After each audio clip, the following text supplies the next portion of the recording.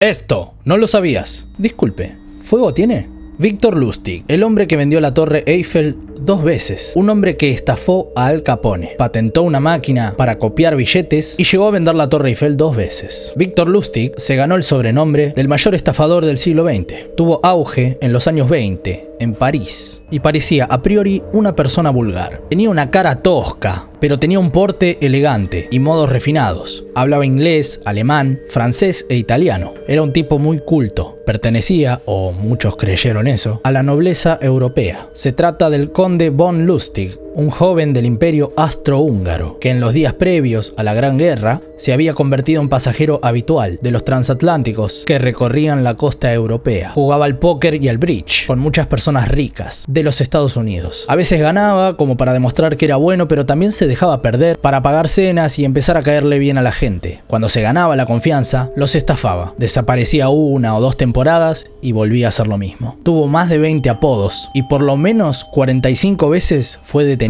La mayor parte de las veces se las arreglaba para salir muy rápido e incluso le pagaban por las molestias ocasionadas. A mediados de 1925, Lustig leyó en la prensa local un artículo que hablaba de los altos costos que suponía mantener la Torre Eiffel y se aprovechó de esto. Víctor se dispuso entonces a perpetrar la mayor estafa jamás vista. Se presentó como funcionario público y convenció a 6 empresarios exitosos de la industria metalúrgica para contarles de las problemáticas económicas que suponía la Torre Eiffel y que tenían pensado demolerla. Lustig licitó la Torre Eiffel como chatarra y los 6 empresarios le creyeron. Además les dijo que era secreto de Estado. Con esto se aseguraba el silencio de los empresarios. Lustig los había estudiado a todos y se aprovechó de Poisson, el empresario más inseguro. Lo estafó por unos 650.000 francos de esa época, que era muchísimo dinero. Mientras Víctor ya estaba en Austria, los empresarios, con Poisson a la cabeza, descubrieron la estafa, pero no llegaron a presentar ninguna denuncia. En ese momento no había fortuna que justificase la vergüenza de haber creído que podían comprar la Torre Eiffel como chatarra. 10 de los espías más famosos de la historia. Número 1. Mata Hari,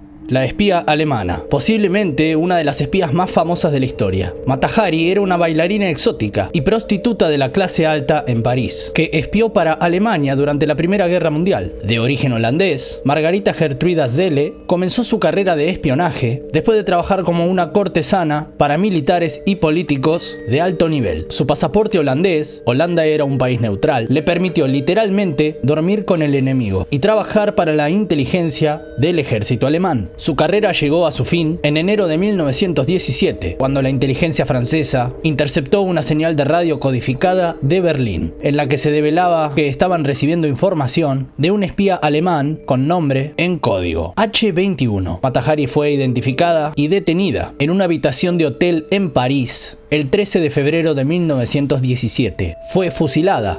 Número 2. Kim Philby, agente doble. Harold Adrian Russell Philby, más conocido como Kim Philby, está considerado como el mejor espía hombre de la historia. Nacido en la India británica, en el seno de una familia muy influyente. Philby fue un comunista que formó parte de la red de espionaje conocida como los 5 de Cambridge. Trabajó como periodista, cubrió para el Times la Guerra Civil Española y fue herido en la batalla del Ebro, lo que le supuso una condecoración del propio Franco. Ingresó en el servicio secreto exterior británico, ejerciendo de agente doble tanto para el Reino Unido como para los soviéticos, a quienes proporcionó información sobre el arsenal nuclear estadounidense. En Washington ejerció de enlace entre la embajada del Reino Unido y la CIA, que sospechaba que espiaba para los soviéticos, aunque Philby siempre se las ingenió para evadir esas sospechas. Fue condecorado con la Orden de la Bandera Roja, uno de los más altos honores en la Unión Soviética. Número 3. Yasser Harel, padre del Mossad. Nacido en 1912, Yasser Harel llegó a Palestina en 1930 como inmigrante ruso y se instaló en un kibutz. Años más tarde fundaría su propia compañía de naranjas. Participó en la creación del legendario Servicio Secreto Israelí, el Mossad, que dirigió personalmente entre 1952 y 1963. El hecho más notorio fue la caza y captura en 1960 del criminal de guerra alemán Adolf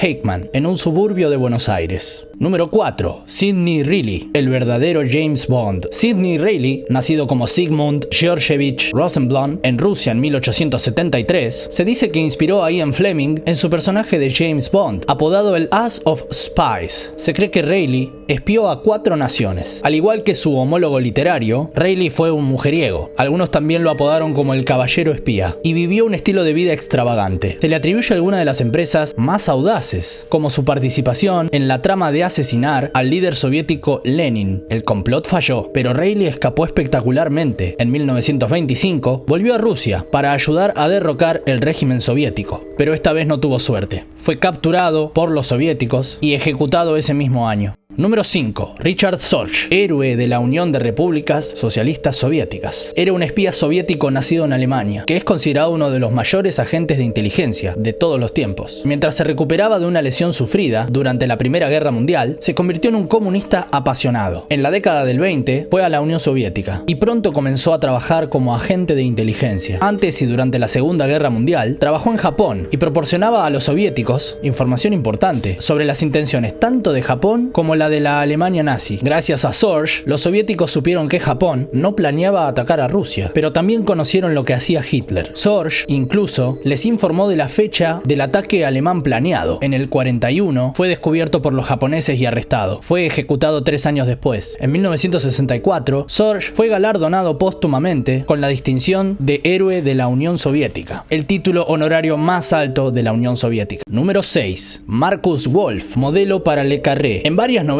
de John Le Carré, el héroe Smiley tiene como antagonista a Karla, enigmático jefe del espionaje de Moscú, que no duda en usar cualquier medio para lograr sus objetivos. Siempre se ha dicho que el modelo real que usó Le Carré para crear a Karla no era otro que Marcus Wolf, pero el escritor lo ha desmentido varias veces. Wolf fue apodado Romeo por su táctica de infiltrar espías en la República Federal Alemana, dedicados a seducir secretarias de altos cargos del gobierno. Número 7. Dusan Popov alertó sobre el ataque de Pearl Harbor. Era un agente doble nacido en Serbia que trabajó para el MI6 durante la Segunda Guerra Mundial. Su vida era muy similar a la de James Bond y según muchos, a Popov quien era el espía más famoso del mundo, junto con James Bond. Pero además de su estilo de vida medio playboy y misiones atrevidas, Popov también es famoso por advertir el ataque de Pearl Harbor. Número 8. George Blake traicionó al MI6. Nacido en los Países Bajos en 1922, Blake comenzó su carrera de espionaje durante la Segunda Guerra Mundial. Mientras estuvo capturado por los norcoreanos, se convirtió en comunista y cambió de bando. Dio detalles de más de 40 agentes del MI6 a los soviéticos. En el 61 fue descubierto y condenado a 42 años de prisión. 5 años después se escapó y se fue hasta Moscú, donde en 2007 fue honrado con la Orden de la Amistad por Vladimir Putin. Número 9. Garbo, el espía que engañó a Hitler. Nacido en Barcelona en 1914, Juan Pujol, conocido como Garbo, puede ser considerado sin ninguna duda como el agente doble perfecto. Tan bueno era en su trabajo que fue la única persona implicada en la Segunda Guerra Mundial que logró ser condecorado por los dos bandos de la contienda. Una de las cosas que enorgullecían a Pujol era que había participado en 2 guerras y había sobrevivido sin matar a nadie. Número 10. Christina Skarbek, condecorada por Francia y por el Reino Unido. Nacida en Polonia en 1908, fue la inspiración para el personaje de Eva Green en Casino Royale. En el 40 fue a Hungría como agente británico, pero también fue a Polonia varias veces para ayudar a los combatientes de la resistencia polaca a escapar del país. En el 41 fue arrestada por la Gestapo, pero pronto fue puesta en libertad. Se mordió la lengua para que sangrara y tosía con mucha fuerza y logró convencer a los alemanes de que sufría tuberculosis. Durante los años siguientes, Skarbek también emprendió varias misiones de inteligencia en Francia y más tarde fue condecorada por sus servicios tanto por Francia como por Gran Bretaña. Murió después de ser apuñalada por un admirador en 1952. Grandes misterios de la historia que siguen sin resolver. Dodecaedros romanos. Los dodecaedros romanos son figuras de bronce o piedra, con 12 caras pentagonales, cada una de ellas con un agujero de diferente tamaño. Tienen un tamaño de entre 4 y 11 centímetros. Provienen de la época del Imperio Romano, entre los siglos 2 y 3, pero nadie sabe para qué se usaban, ni existe alguna referencia en escritos romanos. Se han encontrado más de 100 ejemplares, en lugares tan dispares como España, Italia o Hungría, aunque la mayoría se habían fabricado en Alemania y en Francia. Esto indica que eran de uso común en todo el Imperio Romano. Algunos de ellos se encontraban dentro de cofres con monedas, lo que indican que tenían algún tipo de valor para los romanos. 2 de ellos tenían cera en su interior, quizás se usaban como sujetavelas o en algún tipo de ceremonia, pero su forma tan rara no es la mejor para esta tarea. Otras especulaciones afirman que podría ser simplemente un juguete, un objeto religioso o de adivinación, amuletos, dados de un juego, etc. El evento Tunguska, un acontecimiento único en la historia, ocurrió el 30 de junio de 1908. Una onda de choque de entre 10 y 15 megatones de TNT. Para que se den una idea, es una bomba 1000 veces más fuerte que la de Hiroshima. Derribó por completo 80 millones de árboles, en un área de 2150 kilómetros. Las noticias de la época hablaban del impacto de un meteorito, pero un estudio posterior no encontró ningún cráter de impacto. Nadie sabe qué pasó. El páramo de las tinajas. En la meseta de Xiankowang se encuentra el páramo de las tinajas. Allí reposan miles de vasijas de piedra, muy grandes, de una antigüedad de 1500 a 2000 años. Miden de 1 a 3 metros de altura y pesan de 1 a 6 toneladas. Fueron creadas por una cultura desaparecida y no se conoce su utilidad. La leyenda cuenta que hace miles de años existió una raza de gigantes, cuyo rey, Kun Cheng, ganó una importante batalla y mandó construir miles de tinajas para llenarlas de lao lao, un licor de arroz típico de Laos. El manuscrito Voynich se llama así por la persona que lo descubrió, Wilfrid Voynich. Lo encontró en 1912. Está escrito en una lengua desconocida que nadie pudo descifrar. Es un libro de unas 240 páginas que tiene 600 años de antigüedad. Contiene dibujos de 113 plantas que no se pueden identificar, otros que parecen signos zodiacales y otras 100 plantas sí identificadas. Desde expertos de la CIA a los mismos matemáticos que rompieron los códigos nazis, nadie ha podido traducirlo. Las líneas de Nazca son geoglifos, figuras dibujadas en la tierra que se encuentran en las pampas de Jumana, en el desierto de Nazca, Perú. Fueron creadas por la cultura Nazca hace unos 1400 años y aún no se sabe el propósito exacto.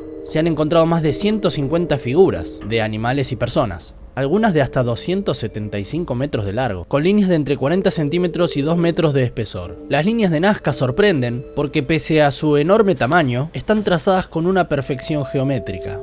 El ataque sónico a la embajada de los Estados Unidos. Fue en septiembre del 2017. Estados Unidos tuvo que evacuar parte del personal y a todas sus familias de la embajada de Cuba, debido a evidencias de un extraño ataque sónico. Desde hacía un año, 26 empleados de la embajada estadounidense y 13 de la canadiense habían sufrido mareos, náuseas, dolor de cabeza y confusión mental, debido a un sonido persistente de origen desconocido en sus casas o en la habitación del hotel. Inmediatamente, los medios especularon con la posibilidad de que agentes cubanos estuviesen usando algún tipo de arma sónica desconocida. Los médicos que estudiaron a las víctimas detectaron contusiones en el conducto auditivo, pero sin signos de haber sufrido una contusión externa, es decir, no estaban fingiendo, pero tampoco se habían dado ningún golpe. Un par de empleados pudieron grabar los sonidos y tras analizarlos, expertos concluyeron que era el canto del grillo antillano, de la especie Neurogrillius celerinictus, probablemente una de las historias sin resolver que más ha dado que hablar. Tuvo lugar en el año 1872. Se trata del misterio del barco Mary Celeste, que casi 150 años después sigue siendo un auténtico misterio. El 5 de diciembre de 1872, el bergantín británico Dei Gratia estaba a unas 400 millas al este de las Azores, cuando los miembros de la tripulación vieron un barco a la deriva en un mar tremendamente agitado por una fuerte tormenta. Su capitán,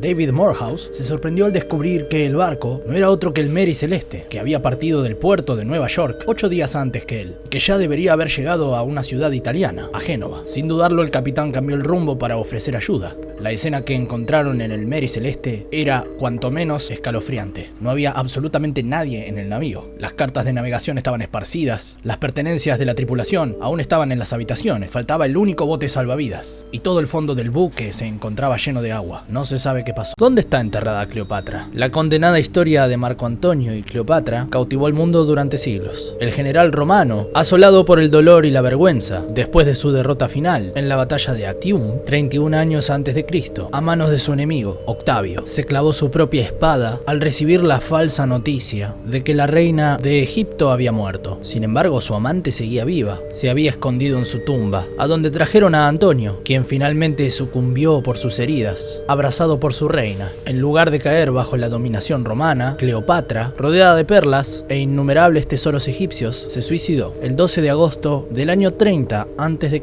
posiblemente por la mordedura de una cobra egipcia. Tenía 39 años. Su cadáver fue momificado y por orden de Octavio, enterrado junto a Antonio. Si era tan grandiosa como cuentan los informes romanos, la tumba debería haber dejado su huella, pero nunca se encontró rastro.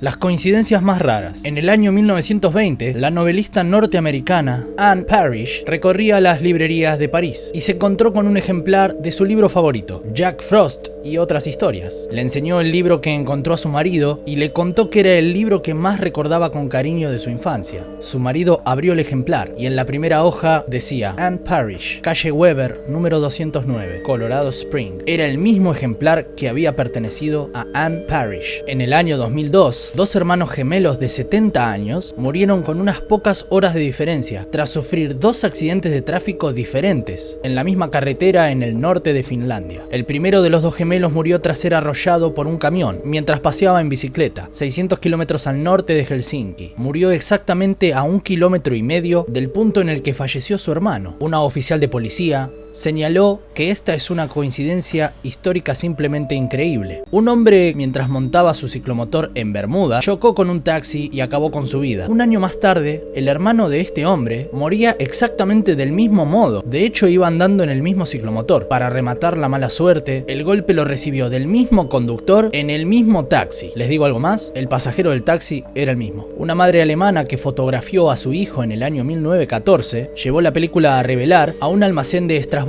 La llegada de la Primera Guerra Mundial hizo imposible que la mujer pudiera acercarse a Estrasburgo a buscar la fotografía, por lo que la señora la dio por perdida. Años después, compró una placa de película en Frankfurt, a más de 166 kilómetros, para sacarle una foto a su hija recién nacida. Cuando llevó la placa a revelar, el técnico descubrió una doble exposición. El retrato de la niña estaba superpuesto a la foto de su hijo. Por alguna extraña cadena de casualidades, había sido etiquetada erróneamente como no utilizada. En 1973, el actor Anthony Hopkins accedió a aparecer en La chica de Petrovka, una película basada en una novela de George Pfeiffer. Incapaz de encontrar ninguna copia en ninguna librería, Hopkins quedó realmente sorprendido al encontrar un ejemplar sobre el banco de una estación de tren. Resultó ser la copia personal del mismo escritor, George Pfeiffer, con sus anotaciones. Al parecer, el escritor Pfeiffer le había prestado el ejemplar a un amigo y se lo habían robado.